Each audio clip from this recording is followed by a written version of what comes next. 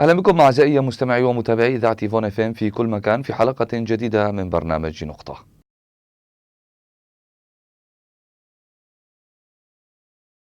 لا شك وأن وسائل التواصل الاجتماعي تمارس دورها الأبرز في إيصال الكلمة والرسالة أيا كانت نوعها، والظروف الآن في وضعنا الراهن باتت مهيئة لاستثمار هذه التكنولوجيا. سوف نحاور في هذه الحلقة اليوتيوبر الكردي آلان بايواند ليحدثنا عن تجربته في هذا المجال. ابقوا معنا.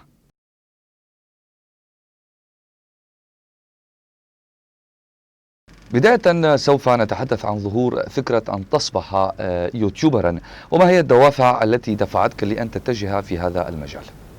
صراحة اليوتيوب ما كان هو الهدف بحد ذاته، إنما كان عندي بعض الأفكار والمواضيع اللي أنا بحبها، حبيت أقدمها على شكل فيديوهات.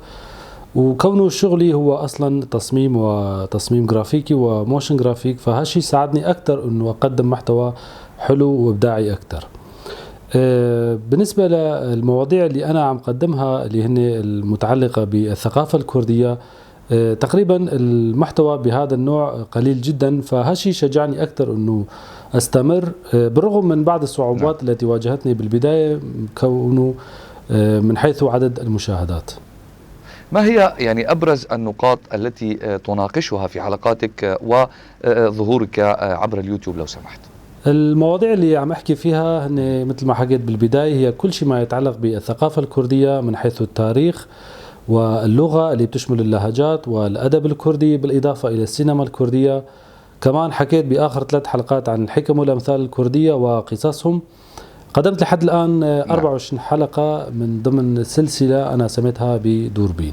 هل ترى أن هذه الطريقة باتت أسرع في الوصول إلى الناس والجمهور، ولما برأيك؟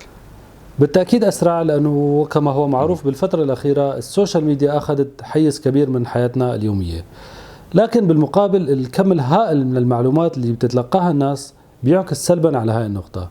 هون الجمهور نفسه هو اللي بيحدد المحتوى اللي بيناسبه، مهتم فيه وبيتابعه. طيب، هل هناك جهات تساعدك في مجال التصوير، أم أن الجهد شخصي وأنت من تتكفل بالمصاريف مثلا؟ صراحة لحد الآن الجهود كلها شخصية، من اختيار الفكرة وكتابة السيناريو والتصوير ثم المونتاج والجرافيك، وصدقا أنا مستمتع بهذا الشيء. لكن للأسف أحيانا بسبب ضغط العمل ما بلحق أعمل الفيديوهات، فبالتالي ما بقدر أعمل جدول لتقديم الفيديوهات. أما كجهة داعمة لا، لحد الآن ما في أي جهة. سؤالي الأخير، ما هي مشاريعكم القادمة فيما يخص المواضيع التي سوف تطرحونها مستقبلا؟ بالنسبة لبرنامجي دوربين، عندي هدف أنه أكمل السلسلة لحد 50 فيديو. كمان عندي مشروع أنه أقدم فيديوهات تعليمية لبرامج التصميم والمونتاج. بالإضافة عندي فكرة أنه أعمل فيديوهات أنيميشن، أفلام قصيرة أنيميشن. اليوتيوبر الكردي آلان بايواند، شكرا لك. تحية طيبة أخي جوان، وشكرا لإتاحة الفرصة لي للتكلم عبر برنامجكم.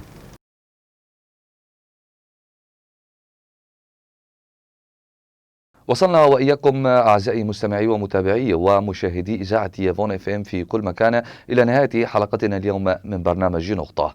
إلى اللقاء.